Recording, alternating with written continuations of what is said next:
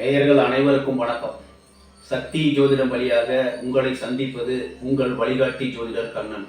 கைரேகை கருத்துக்களை மிக எளிமையாக உங்களுக்கு புரியும்படி கற்றுக் கொடுத்து கொண்டு வருகிறோம். பாருங்கள், பார்த்து பயன்பெறுங்கள். புதுசாக நம்ம சேனலை பார்க்குறவங்க தான் சப்ஸ்கிரைப் பண்ணிங்க, உங்கள் ஃப்ரெண்டுகளுக்கும் ஷேர் பண்ணி பயன்பெறுங்கள்.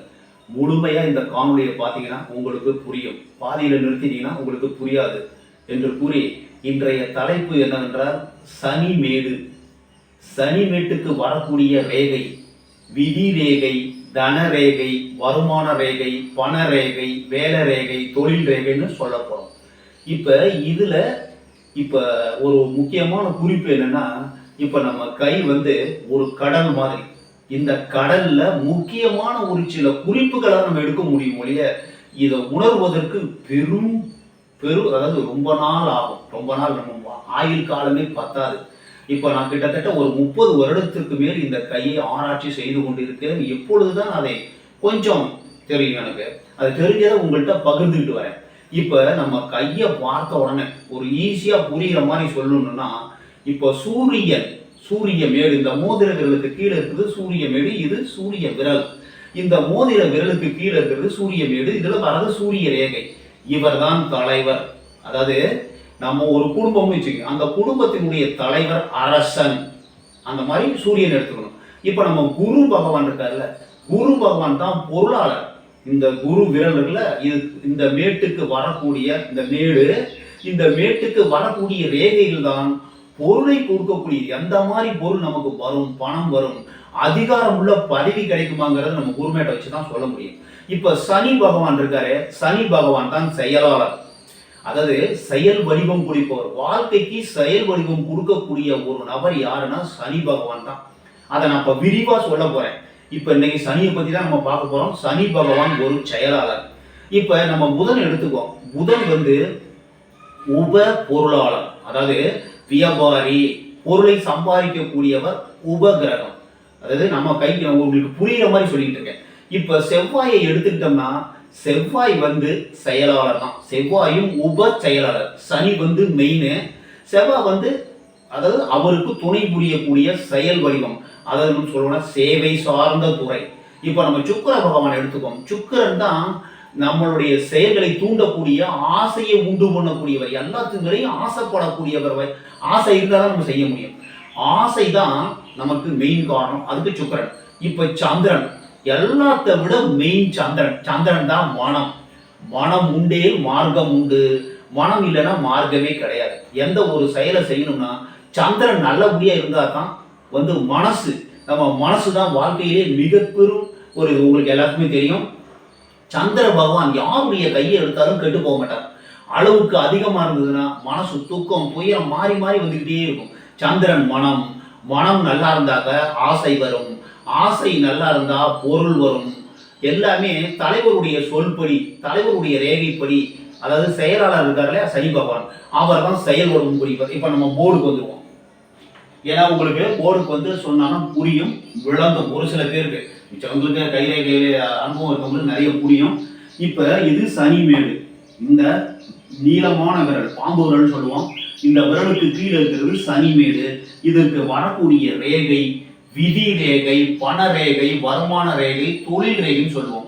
இதுதான் செயல்படுத்தக்கூடியது, எல்லாத்தையும் செயலாக்கம் செய்யக்கூடியது நம்மளுடைய செயல்கள். அதாவது நாம் பிறக்கிறதுக்கு முன்னாடி மூல காரணம் இருந்தவங்க நம்மளுடைய முன்னோர்கள், தந்தை, பாட்டன், நமக்கு முன்னோர்கள் செயல், முன்னோர்களின் செயல், நம்மளுடைய செயல். அதை வச்சு இப்போ நம்ம என்ன பண்ணிக்கிட்டு இருக்கோம், நம்ம என்ன செஞ்சுக்கிட்டு இருக்கோம், பிறந்ததுல இருந்து இது வரைக்கும் என்ன செஞ்சிருக்கோம், கரெக்டா பண்ணியிருக்கிறோமா, அந்த செயலை வச்சு அதுக்கு அடுத்த ரேகை வருது பார்த்தீங்களா, அதுக்கு அடுத்த இப்போ வருங்காலம், அந்த காலத்தை முடிவு செய்யக்கூடியவர், செயலாக்கக்கூடியவர், செயலாளர் சனி பகவான் தான். இந்த ரேகை இந்த சனி மேட்டுக்கு வரக்கூடிய ரேகை தான் வருமான ரேகை, பண ரேகை, தொழில் ரேகை, அல்லது வேலை ரேகை அப்படின்னு நம்ம சொல்லுவோம். எந்த இடத்துல இருந்து இந்த ரேகை ஆரம்பிக்குதோ அங்கிருந்து தான் வருமானம் ஸ்டார்ட் ஆகுது. தொழிலா வேலையா, நன்மையா தீமையா, கஷ்ட ஜீவனமா சுக ஜீவனமா, எல்லாத்தையும் செயல்படுத்துவார் நம்ம சனி பகவான் தான். நம்ம ஜாதகத்தை பொறுத்தவரை சனி எந்த பாவகத்தில் இருக்கிறாரோ, எந்த இடத்தில் இருக்கிறாரோ அந்த இடத்துல இருந்து தான் செயல்படுத்த ஆரம்பிப்பார். அந்த இடத்தின் உயிர் காரகத்துவம் வழியாக உங்களுக்கு நன்மை நடைபெற வாய்ப்புகள் உண்டு. இன்னும் சொல்ல போனா ஒரு இடத்துல 8ஆம் இடத்துல சனி இருக்கிறான்னு வச்சுங்க, அதாவது திடீர்னு உங்களுக்கு பொருளை கொடுப்பார். எல்லாமே திடீர்னு நடக்கும். நன்மையும் தீமையும் நல்லது நடக்கிறதுக்கு வாய்ப்பு இருக்கு. ஆயுளுக்கு எந்த விதமான பங்கமும் கிடையாதுன்னு சொல்லலாம். அதே மாதிரி 3ஆம் இடத்துல இருக்கிற தைரியம் வீரியஸ்தான சகோதரர்கள் உங்களுக்கு உதவுவார்கள். 4ஆம் இடத்துல இருந்த தாய் மூலமாக உங்களுக்கு வருமானம் வரும் அப்படிங்கிறத நம்ம ஒரு உதாரணம். இப்போ நம்ம கைக்கு வந்துருவோம். கையில நம்ம சனி எப்படி நம்ம புரிஞ்சுக்கிறோம்னா, சனி மேடு எந்த நிலையில் இருக்கிறது? சனி மேடு 1000ல் ஒருவருக்குத்தான் சனி மேடு அதிகமாக நல்லா இருக்கும்.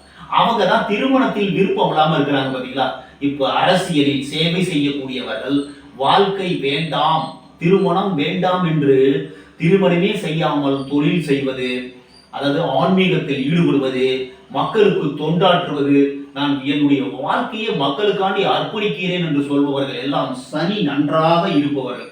அவெல்லாம் ரேர் அமைப்பு. சனி நல்லா அதிகமா இருந்தாக்க திருமணத்தில் விருப்பம் இருக்கா சார்.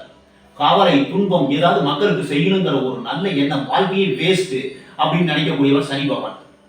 இந்த சனி மேடு 1000ல் ஒருத்தர் தான் கரெக்டா இருக்கும். ஒன்று சனி மேட்டை நீங்க உங்க கையை பாருங்க. சனி மேடு ஒன்று குருமேட்டு பக்கம் சாஞ்சிருக்கும், இல்லைன்னா சூரிய மேட்டு பக்கம் சாஞ்சிருக்கும், இல்லைன்னா இந்த இறுதி ரேகை பக்கம் சாஞ்சிருக்கும், இல்லைன்னா லைட்டா இருக்கும். இந்த மாதிரி இருக்கிறதுக்கு வாய்ப்பு. உங்க கையை பாருங்கள். இந்த செயலாளர் சனி மேடு தான் செயல் வடிவம் கொடுக்கக்கூடியது. இந்த சனி மேட்டுக்கு வரக்கூடிய ரேகை எல்லாமே வருமானத்தை கொடுக்கக்கூடிய ரேகை தான் சனி மேட்டுக்கு வராது. இதுல ஒரு சில ரேகைகள், அதாவது ஒரு சில அமைப்பு எங்கிருந்து வருதோ அதுக்கு தகுந்த மாதிரி உங்களுடைய செயல்பாடுகள் மாறுவதற்கு வாய்ப்புண்டு, செயல்திறன் மாறுவதற்கு வாய்ப்புண்டு. இப்ப நம்ம சந்திரமேடு இருக்குங்க. சந்திரமேட்ல இருந்து ஒரு விதி ரேகை ஸ்டார்ட் ஆகி இந்த விதி ரேகையோட போய் கலக்குது, சேர்ந்துருச்சுன்னா உங்களுடைய வாழ்க்கை துணை தான் உங்க வாழ்க்கையை முன்னுக்கு வருவார். இப்ப சந்திரன் வாழ்க்கை துணையை சார்ந்தவர். வாழ்க்கை துணை மூலமாக உங்களுக்கு வருமானம், ஒரு பொருள், பொருள் எல்லாமே வாழ்க்கை துணை தான் உங்க வாழ்க்கையை டிசைன் பண்றதுக்கு வந்தவர், செயலாக்கக்கூடியவர், உங்களுடைய வாழ்க்கை துணை மூலமாக செயல் வடிவம் கொடுக்கக்கூடியவர். இந்த சனி ரேகை இங்கிருந்து வந்ததுன்னா, அதாவது சுக்கிர மேட்ல இருந்து ஒரு ரேகை சனி ரேகையோட சேர்ந்தது, இல்ல சனி ரேகையை இந்த ரேகை சுக்கிர மேட்ல இருந்து சனி மேட்டுக்கு போச்சுனாலோ, இல்ல சந்திரமேட்ல இருந்து சனி மேட்டுக்கு போச்சுனாலோ, சந்திரமேட்ல இருந்து சனி மேட்டுக்கு போச்சுன்னா உங்களுடைய வாழ்க்கை துணை உங்களுடைய வாழ்க்கையை டிசைன் பண்றவரா இருப்பார். இப்ப சுக்கிரமேட்ல இருந்து விதி ரேகை போச்சுன்னா உங்களுடைய மனைவி, உங்களுடைய கணவருடைய வருமானம், மனைவியோட வருமானம், மனைவியோட வீட்டிலிருந்து உங்களுக்கு தொகை ஏதாவது வரும், அது மூலமா உங்களுக்கு வருமானம் வரதுக்கு வாய்ப்பு இருக்கு. இன்னும் சொல்ல போனா விதி ரேகையை போய் இந்த சுக்கிரமேட்ல இருந்து விதி ரேகை போச்சுன்னா வாழ்க்கை பூராமே காதல் காதல் காதல் ஆசை, இது நிறைவேறாத திருமணங்கள். திருமணம் இப்ப எதுனா நம்ம கல்யாணம் திருமணம் ஆனவரை காதலிப்பது, இல்லைன்னா உயர்ந்த இடத்துல அதாவது பெரிய அந்தஸ்துல இருக்கிறவங்களை காதலிச்சு அப்படியே லவ் ஃபெயிலியராக போயிட்டு இருந்த விதி ரேகை மட்டும் அந்த சுக்கிரமேட்ல இருந்து ஆரம்பிக்க கூடாது சார். ஆரம்பிச்சா அவங்க வாழ்க்கையே வேஸ்ட் ஆயிடும். சூரிய ரேகை சூரிய மேட்டுக்கு போகலாம். சூரிய மேட்டுக்கு போனாக்க அவருடைய மனைவி மூலமாக, கணவர் மூலமாக வருமானம் வருவதற்கு வாய்ப்பு உண்டு. விதி ரேகை போச்சுன்னா சொற்பமா உதவி கிடைக்கும், அதாவது உறவினர்கள் மூலமாக உதவி, சொற்ப வருமானம் கிடைக்கும். நிறைவேறாத திருமணம், திருமணத்தின் மூலமாக துன்பம் துயரம் வருவதற்கு வாய்ப்புண்டு. இந்த மாதிரி ரேகை இருக்கான்னு பாருங்க. ஒரு சில பேருக்கு என்ன ஆகும், இந்த விதி ரேகை வருமானத்தை கொடுக்கக்கூடிய விதி ரேகை என்ன பண்ணும், உங்களுக்கு வாழ்க்கையில ஒரு பாதிக்கு அப்புறம் தான் ஆரம்பிக்கும். இந்த புத்தி ரேகையிலிருந்து ஆரம்பிக்குதுன்னு வச்சுங்க. புத்தி ரேகையிலிருந்து இந்த விதி ரேகை ஆரம்பிக்குது. இப்ப இவர் எப்படி இருப்பார் சார், வாழ்க்கையில 30 வயசு வரைக்கும் வேலையே இருக்காது. வாழ்க்கையை வேஸ்ட் பண்ணிருப்பாருன்னு வச்சுக்கோங்க. அங்க போறேன், இங்க போறேன், அங்க வேலை செய்வார், இங்க வேலை செய்வார், ஏதோ வருமானம் வந்திருக்கும். அந்த 30 வயசுக்கு மேலதான் ஒரு பர்மனண்டான ஒரு வருமானம் வருவதற்கு வாய்ப்புண்டு. புத்தியை கொண்டு வாழ்க்கையில் சிறப்படைய வாய்ப்புண்டு. எந்த வயசுல இந்த வருமான ரேகை என்று சொல்லக்கூடிய விதி ரேகை ஆரம்பிக்கிறதோ அந்த வயதுல தான் உங்களுக்கு வருமானம் வரும். அதை நீங்க மனசுல வச்சுங்க. அதை செயலாக்கம் செய்யக்கூடியவர் சனி பகவான் தான். இப்ப ஒருத்தருக்கு ஆயுள் ரேகையிலிருந்து விதி ரேகை ஸ்டார்ட் ஆகி இப்படி போது வச்சுங்க. இவர் தான் இந்த வாழ்க்கையில பாதி வயசுக்கு மேல ஒரு பர்மனண்டான உத்தியோகம், பர்மனண்டான வருமானம், அரசு உத்தியோகத்துல இருக்கிறது கூட சான்சஸ் இருக்கு. இந்த மாதிரி இருக்கிறவங்க நிறைய பேர் அரசு உத்தியோகத்துல இருந்திருக்கிறாங்க. அதை கொடுக்கக்கூடியவர் சனி பகவான் தான். சனின்னா வேலை, செயல், வருமானம், தனம், தானியம் இதையெல்லாம் செயலாக்கம் செய்யக்கூடியவர். அதாவது அவங்களுடைய செயலுக்கு தகுந்தபடி கொடுக்கக்கூடிய ஒரு நீதிமான் செயலாளர் சனி பகவான் தான். அந்த சனி வீட்டுக்கு வரக்கூடிய ரேகையை வச்சு தான் ஒரு நபர் வாழ்வில் சிறந்த நிலையை அடைவாரா, வேலை செய்வாரா, தொழில் செய்வாரா, கஷ்டப்பட்டுட்டே இருப்பாரா. முதல்ல கையினுடைய நிலையை பார்க்கணும். கை பொதுவா ஒரு கையை பார்த்தவன முதல்ல எடுத்தோன்னா கை எந்த நிலையில் இருக்கு, ஆயில் எவ்வளவு நாள் இருப்பாரு, இதை பார்த்துட்டு புத்தி எப்படி இருக்கு, புத்தி ரேகை சிறப்பா இருந்தா வாழ்வில் சிறப்படைய வாய்ப்பு உண்டு.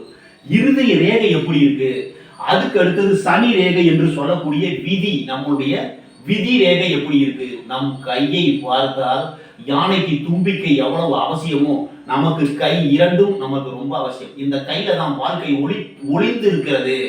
இதை நம்ம கரெக்டா நம்ம ஃபாலோ பண்ணோம்னா வாழ்க்கையில் சிறந்த வாழ்க்கையாக வாழ முடியும். இப்ப இந்த விதி ரேகை தான் நம்ம வாழ்க்கையை டிசைன் பண்ணக்கூடியது. இப்ப சனி பகவான் டிசைனர், அதாவது செயலாளர் அப்படின்னு வச்சுக்கோம். இப்ப ஆயில் ரேகையிலிருந்து ஒரு விதி ரேகை ஸ்டார்ட் ஆகி போச்சுன்னா பர்மனண்டான வருமானம் வருவதற்கு வாய்ப்பு உண்டு.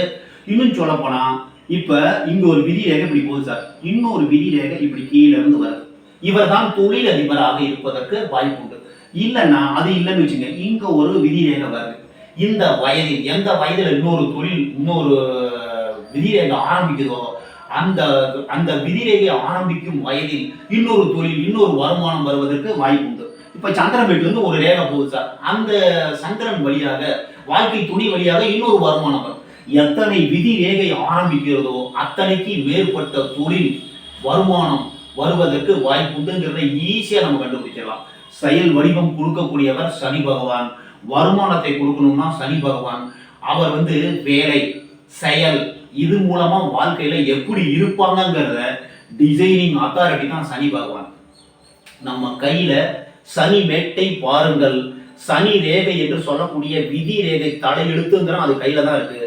அந்த கையை பார்த்தவுடன் நம்ம சனி ரேகை எப்படி இருக்கு, விதி ரேகை, தொழில் ரேகை, வருமான ரேகை, வருமானமா தொழிலா, வேலையா தொழிலா, இன்னும் சொல்ல போனா அவருக்கு எத்தனை வருமானம் வரும், எது மூலமா வருமானம் வரும் அப்படிங்கிறத இந்த மேட்ல இருந்து இந்த ரேகை போறதை வச்சு நம்ம கரெக்டா கண்டுபிடிச்சிடலாம். இந்த காணொலியை பாருங்கள், பயன்பெறுங்கள். மற்றும் ஒரு சிறப்பான காணொலியில் உங்களை சந்திக்கும் வரை உங்கள் வழிகாட்டி கண்ணன். வணக்கம்.